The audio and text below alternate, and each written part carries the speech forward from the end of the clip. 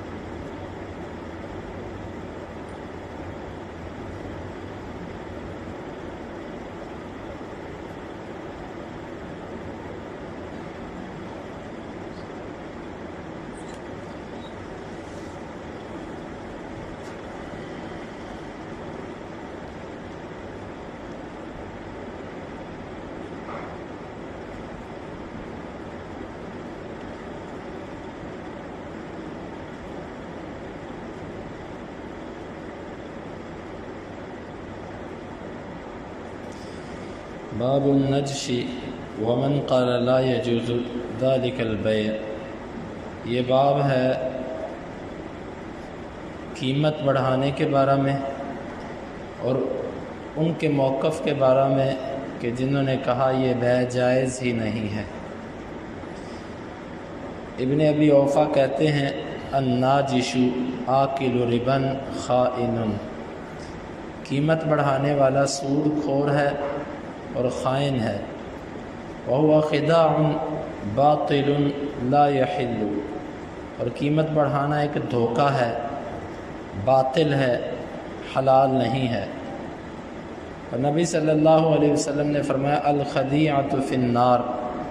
دھوکہ جہنم میں ہوگا، یعنی جہنم میں لے جانے کا باعث. اور ومن عمل عملا لیس علیہ امرنا فہو رد. جس نے کوئی ایسا کام کیا جس پر ہمارا عمل نہیں تھا، اس کا کیا ہوا عمل مردود ہے. امام بخاری کہتے ہیں کہ ہمیں بیان کہ عبداللہ بن مسلمہ نے، وہ کہتے ہیں ہمیں خبر دی مالک نے نافع سے و ابن عمر رضی اللہ عنہما سے نہى النبی صلی اللہ علیہ وسلم عن النجش. نبی صلی اللہ علیہ وسلم نے نجش یعنی قیمت بڑھانے سے منع کیا. اس باب کا مطلب نجش کسے کہتے ہیں؟ اس کو دونوں طرح پڑھا گیا ہے، نجش اور نجش. اس کا معنی ہوتا ہے کہ ایک سودا ہو رہا تھا، وہاں پر ایک بندہ سودا خریدنا نہیں چاہتا، وہ صرف اور صرف اس کا مقصد یہ ہے کہ ریٹ بڑھاؤں. مثلا کوئی بندہ 12 روپے کی آواز لگائے تو میں 13 کہہ دوں، کوئی 13 کی لگائے تو میں 14 کہہ دوں. اس کا مقصد سودا خریدنا نہیں ہے، اس کا مقصد صرف ریٹ بڑھانا ہے. اس کو نجش کہتے ہیں. اس کی 2-3 صورتیں ہیں. ایک صورت یہ ہوتی ہے کہ مالک، سودے کا مالک، اس نے ایک بندہ مقرر کیا ہوتا ہے کہ بھئی جب یہ میں سودا بیچوں نا تو تم نے بولی پہ آ جانا اور تم نے بولی چڑھانی ہے. دوسری صورت اس کی یہ ہوتی ہے کہ مالک کو نہیں پتہ ہوتا، ویسے ہی ایک بندہ آ جاتا ہے، مالک کو نہیں پتہ ہوتا. پہلی صورت میں دونوں گناہگار ہیں، مالک بھی اور جو اس کے ساتھ بولی چڑھا رہا ہے وہ بھی. دوسری صورت کے اندر مالک کو علم ہی نہیں ہے، تو جب مالک بے خبر ہے تو وہ گناہگار نہیں ہے. گناہگار پھر اس میں وہ ہے جو بولی چڑھا رہا ہے. اور تیسری صورت اس کی بعض علماء نے یہ لکھی ہے کہ اکیلا مالک دکاندار خود ریٹ بڑھائے. وہ کیسے؟ بس وہ جھوٹ بول کے کہے کہ یہ جو چیز میں تمہیں بیچ رہا ہوں نا، یہ میں نے اتنے کی خریدی ہے، اپنی قیمت خرید سے بڑھ کے بتائے یہ تو میں نے اتنے کی خریدی ہے، لہٰذا میری مجبوری ہے اتنے کی دے رہا ہوں. علماء نے لکھا کہ یہ بھی نجش کی صورت ہے کہ بولی چڑھا کر، یعنی کہ جھوٹ بول کے اپنی قیمت خرید زیادہ بتا کے اس سے زیادہ پیسے بٹور. اور یہ اکثر لوگوں کی عادت ہوتی ہے. خود چیز خریدی ہوتی ہے 10 روپے کی، بتاتے ہیں جی یہ تو 12 روپے کی ہے مارکیٹ میں، توریہ کر رہے ہوتے ہیں، بات کو گھما رہے ہوتے ہیں، یہ نہیں بتا رہے ہوتے کہ میں نے 12 کی خریدی ہے، لیکن بات کو گھما پھرا رہے ہوتے ہیں کہ گاہک کو یہ معلوم ہو کہ شاید اس نے 12 کی خریدی ہے، حالانکہ اس نے 12 کی نہیں خریدی ہوتی۔ تو یہ دھوکے کی صورت ہے، یہ بھی نجش ہے۔ تو یہ 3 صورتیں اس کی اہل علم نے لکھی ہیں۔ اب آئیے اس صورت کا حکم کیا ہے؟ اگر کوئی بندہ کسی کے ساتھ اس طرح کرتا ہے تو کیا بیع ہو گئی کہ نہیں ہو گئی؟ علماء کی 2 آراء ہے، اہل ظاہر اور امام احمد بن حنبل رحمہ اللہ اور کچھ دیگر محدثین، ان کا موقف یہ ہے کہ جس بندے نے یوں دھوکہ دے کے قیمت بڑھائی، جب گاہک کو پتہ چلا کہ اس نے میرے ساتھ ایسے کیا ہے یا نہیں چلا، یہ بیع حرام ہے، یہ ہوئی نہیں، کیا ہوا سودا کینسل، یہ حرام ہے۔ یہ امام احمد بن حنبل رحمہ اللہ اور کچھ محدثین کا موقف ہے۔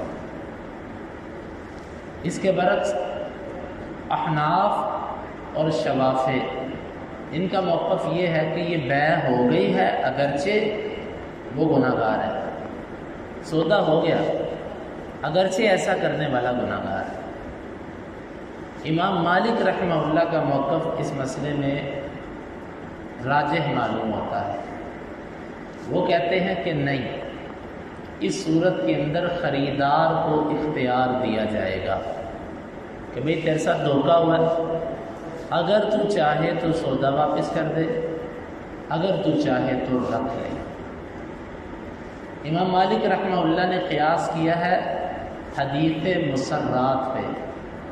حدیث مسرات وہ حدیث ہے کہ جس میں کسی بندے کے ساتھ دھوکہ یوں کیا گیا کہ بکری یا گائے یا بھینس کوئی جانور وہ بازار سے خریدنے گیا، مالک نے 1 سے 2 دن جانور کا دودھ ہی نہیں دھویا، دودھ نکالا ہی نہیں، تاکہ جب خریدار آئے میں اس کے سامنے دودھ اس کو نکال کے دکھاؤں، دیکھو کتنا زیادہ دودھ نکلا ہے، یہ اتنا دودھ دیتی ہے، حالانکہ وہ 2-3 ٹائم کا دودھ جمع کرے۔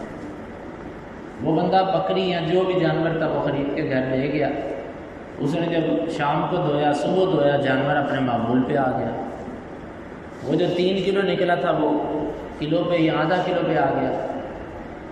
اب حدیث کہتی ہے کہ اس بندے کو اختیار ہے، چاہے تو جا کے اس کا جانور اس کو واپس کر دے کہ تو نے میرے ساتھ دھوکہ کیا، یہ تو اتنا دودھ دیتا ہی نہیں، تو چاہے تو اپنے گھر پہ رکھ لے صبر کر کے۔ امام مالک کہتے ہیں جس طرح اس کے ساتھ دھوکہ ہوا ہے اسی طرح اس بندے کے ساتھ بھی دھوکہ ہوا ہے۔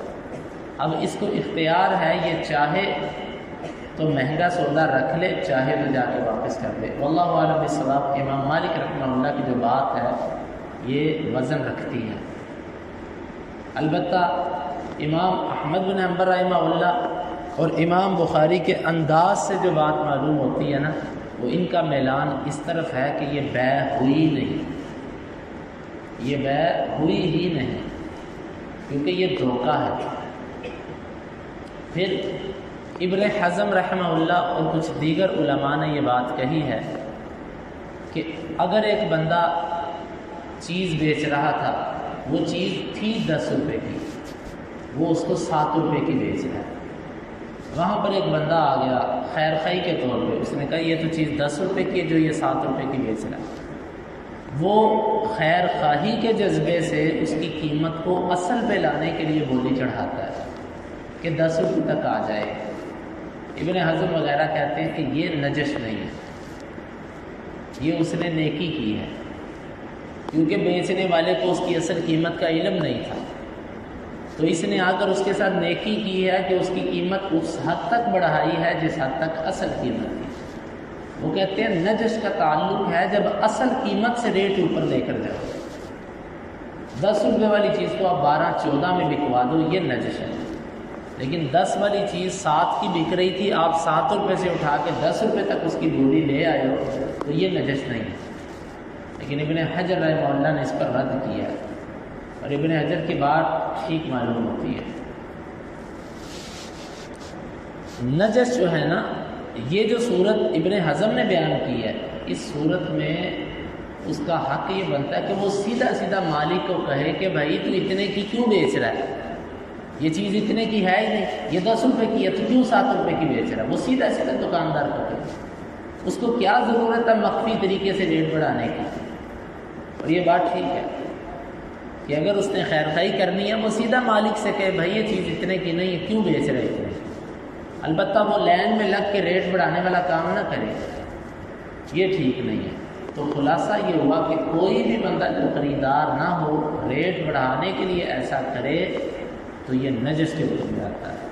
بعض دفعہ دکانداروں کے پاس کچھ لوگ بیٹھے ہوتے ہیں یاری دوستی میں، وہ کوئی گاہک آتا ہے تو وہ اس کو وہ بھی شروع ہو جاتے ہیں، او بھائی جان آپ کو یہ چیز اتنے کی نہیں ملے گی، یہ تو بڑی سستی دے رہا ہے۔ یہ بھی نجس کا کام کر رہے ہوتے ہیں جو کہ شرعاً جائز نہیں ہے۔ تو یہ ہے اس حدیث کے بارے میں، اس باب کے بارے میں تفصیل۔ اب امام بخاری جو لے کر آئے ہیں، ابن ابی اوفا کا قول لائے ہیں کہ قیمت بڑھانے والا سود خور ہے اور خائن ہے۔ سود کیسے اس نے کھایا؟ وہ کہتے ہیں سود اس نے اس طرح کھایا کہ جس طرح سودی آدمی اصل رقم سے پیسے بڑھا کر لیتا ہے، زائد پیسے لیتا ہے۔ 1 لاکھ روپیہ کسی کو دیا، 1,05,000 دے گا، 10,000 دے گا، یوں اس بندے نے بھی اصل رقم سے رقم بڑھا کر اپنا پرافٹ لیا بیچ میں سے، مال کھایا۔ یہ سود خور ہے اور خائن ہے، اس نے خیانت کی ہے۔ اور آگے امام بخاری کہتے ہیں وَهُوَ خِدَاعٌ بَاطِلٌ لَا يَحِلُّ، اور یہ خیانت کرنا، سود کھانا، یہ دھوکہ ہے جو حلال نہیں ہے۔ پھر آگے نبی صلی اللہ علیہ وسلم کا فرمان ذکر کیا کہ ہر دھوکے باز آگ میں جائے گا۔ تو بولی چڑھانے والا بھی دھوکے باز ہے، گویا کہ اس نے ایسا عمل کیا جو آگ میں لے جانے والا ہے۔ اور پھر یہ بھی فرمایا کہ جس نے کوئی ایسا کام کیا جو ہمارے طریقے سے ہٹ کے تھا وہ مردود ہے، کہ نبی صلی اللہ علیہ وسلم نے کبھی بولی کے اندر یوں نجش والا کام نہیں کیا، تو جو بندہ کرے گا اس کا یہ عمل مردود ہے۔ اسی سے امام احمد کہتے ہیں جب چیز مردود ہے تو اس کی بیع بھی مردود ہوگی، یعنی ہوئی نہیں۔ اور پھر عبداللہ بن عمر کی حدیث لے کر آئے کہ نہى النبی صلی اللہ علیہ وسلم عن النجش، نبی صلی اللہ علیہ وسلم نے نجش یعنی بولی چڑھانے سے منع کیا ہے۔ اللہ رب العالمین سے دعا ہے کہ اللہ تعالیٰ کتاب و سنت کو سمجھنے کی اور عمل کرنے کی توفیق عطا فرمائے۔ اللہم انفعنا بما علمتنا وعلمنا ما ينفعنا وزدنا علما وآخر دعوانا ان الحمد للہ رب العالمین۔ حدیث نمبر 2142۔